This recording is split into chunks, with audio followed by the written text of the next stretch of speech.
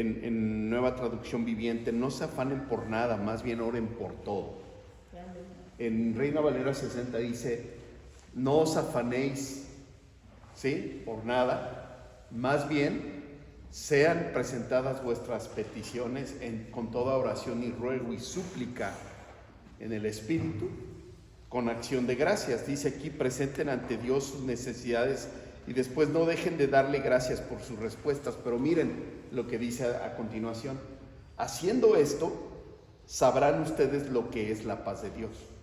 Y yo les decía, y reflexionábamos en aquel primer miércoles que pude compartir, les decía, ¿por qué nos cuesta tanto a veces orar? ¿O por qué es tan difícil que la iglesia se una en oración, ¿no?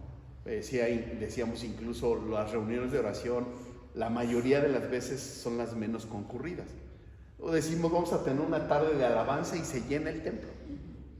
Pero decimos, vamos a tener una velada de oración, o vamos a tener una jornada de oración, y casi siempre vienen los mismos. Y una de las razones principales es porque la iglesia o el creyente no ha aprendido realmente a orar de manera cercana a Dios y recibir la paz. Cuando usted está en medio de una situación difícil y viene y ora con todo su corazón y abre su corazón al Señor, porque yo les decía, no solo se trata de decir las cosas buenas, sino también de pedir perdón y reconocer en qué hemos fallado.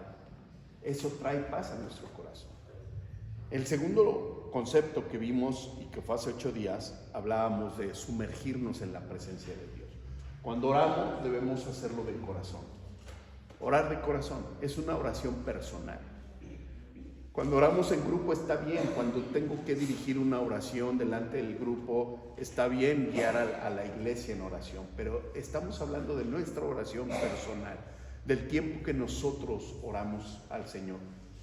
Esta oración no solo debe ser personal y sincera, sino decíamos, debemos buscar sumergirnos en la presencia de Dios. ¿Se acuerdan de las cataratas del Niágara? ¿Sí? Y decíamos, hay 3 maneras de mirar las cataratas, ¿no?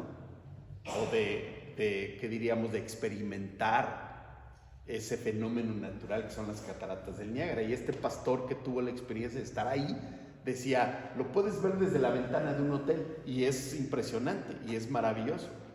O puedes acercarte un poco más y estar en un balcón de estos que son como miradores y desde ahí observar y sentir un poco la brisa. Comienzas ya a experimentar de una manera distinta, pero también puedes hacerlo desde el barco y meterte al barco y acercarte lo más que puedas y quedar empapado del agua que cae. Entonces es una decisión nuestra, hermanos, porque el Señor está dispuesto.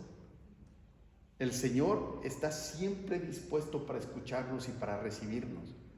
El problema es que a veces nosotros no nos atrevemos a entrar en una intimidad real con el Señor y a llenarnos de su presencia. Cuando comencemos a experimentar esta clase de oración, hermano, créame, nuestros hábitos de oración van a cambiar. La manera en la que nos dirigimos al Señor va a ser distinta. Va a estar libre de conceptos aprendidos, les decía yo, a veces ya son repeticiones, digamos, estudiadas, ¿no? En nuestra forma de orar se convierten más en rezos que en una oración, en una conversación con el Señor. Pero cuando nos sumergimos en la presencia de Dios, entonces la oración fluye de manera natural. De hecho, eso es lo que significa orar en el Espíritu. La Escritura dice, oren en el Espíritu. Algunos interpretan esto como orar en lenguas. Puede ser una de las manifestaciones y una de las formas de orar en el Espíritu. Pero no solamente el hablar en lenguas significa que uno ore en el Espíritu.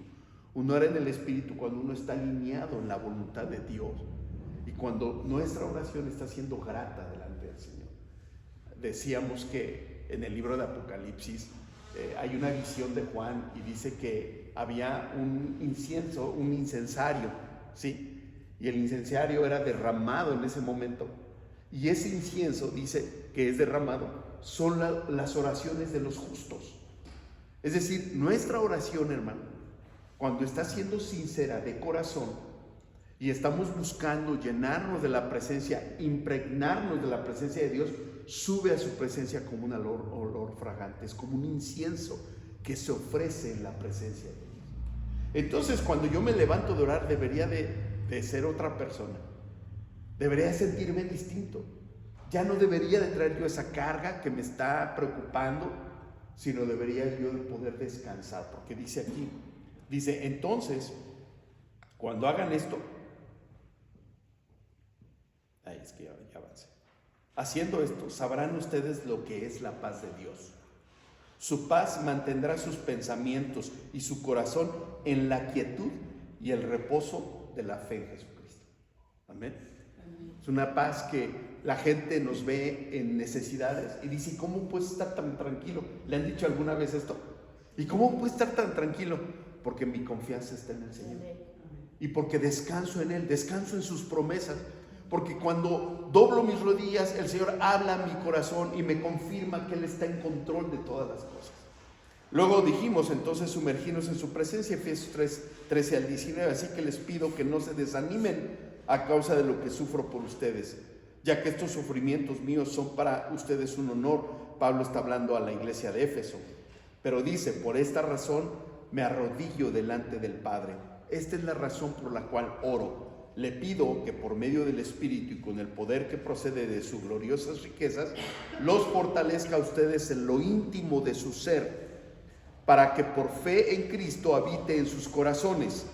Y pido que arraigados y cimentados en amor puedan comprender, y aquí es donde hablamos de empaparnos, de conocer plenamente al Señor. Dice, puedan comprender junto con todos los creyentes cuán ancho y largo, alto y profundo es el amor de Cristo. Si lográramos comprender cuánto nos ama el Señor, hermanos, no habría angustia, no habría desesperación, no habría desconfianza, no habría duda en nuestra vida. Y entonces Pablo dice, Señor, permite que ellos puedan conocer tu amor en toda su plenitud, porque una vez que te conozcan, se van a mantener firmes a pesar de los problemas. En fin, que conozcan ese amor que sobrepasa nuestro conocimiento, para que sean llenos de la plenitud de Dios, como los que se meten en el barco y dejan que el agua que está cayendo de esas cataratas los empape, ¿sí? Que seamos llenos de la plenitud. Y en esta mañana hablo de un concepto que todos conocemos perfectamente, pero que es necesario recordar. Cuando ores, ora con fe. Es decir, ten una oración sincera de corazón, recibe la paz de Dios a través de la oración, sumérgete en la presencia del Señor, pero cualquiera que sea tu oración, ora con fe. Santiago 1:6 dice, pero en palabra de Dios para todos, dice, pero debe pedirle a Dios con fe, sin dudar nada. El que duda es como una ola del mar que el viento se lleva de un lado a otro. ¿Tendría sentido venir a orar si no creemos que Dios nos escucha? ¿Tendría sentido orar por una necesidad en particular, sea de salud, cualquier tipo de necesidad, si no creemos que Dios puede resolver esa situación? Pero a veces actuamos así. Decimos que creemos, pero nuestras acciones lo niegan. Nos sentimos enfermos y corremos al médico. Y no estoy diciendo que esté mal ir al médico, pero estoy diciendo que confiamos más en lo que la medicina puede hacer que lo que Dios puede hacer en nuestro cuerpo y en nuestra salud. Y Santiago se refiere a esto cuando dice, si tú oras, ven y ora, pero sin dudar. Ora creyendo, porque si tú dudas, eres como esas olas que el viento mueve de un lado a otro, ¿sí? Y entonces Dios no va a poder obrar en tu necesidad porque tú estás dudando. Hay un pasaje en las Escrituras, una experiencia que vivió el Señor. Toma a Pedro, a Juan y a Jacobo, como muchas veces lo hacía, y sube a un monte. Y estando en ese monte, dicen que Jesús fue transfigurado. Lo hemos leído, ¿verdad? Sí. Y dice que su rostro era resplandeciente, sus vestiduras eran resplandecientes. Pedro, Juan y Jacobo miran esto, quedan asombrados, adoran a Dios ahí, incluso ya no se quieren regresar, ya quieren quedarse ahí. Aparece Moisés, aparece Elías, pero dice que después de esto Jesús les dice, vamos de regreso. Y van descendiendo y escuchan que hay una multitud y hay como una discusión. Y Jesús encuentra a los discípulos y encuentra a un hombre ahí y les dice, ¿qué es lo que ustedes discuten?